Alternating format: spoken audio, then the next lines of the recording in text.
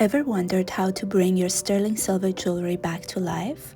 Over time, silver can tarnish if not stored properly, but don't worry, I've got an easy fix for you.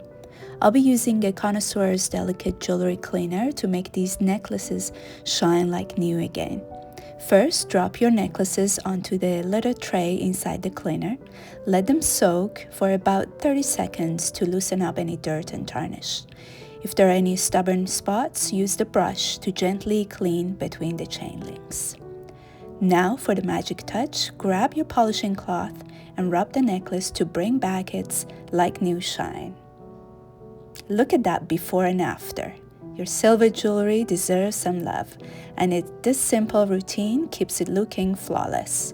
Try it out and let me know in the comments how it worked out for you. Don't forget to like and subscribe for more jewelry tips. Hope you like it. Until next time.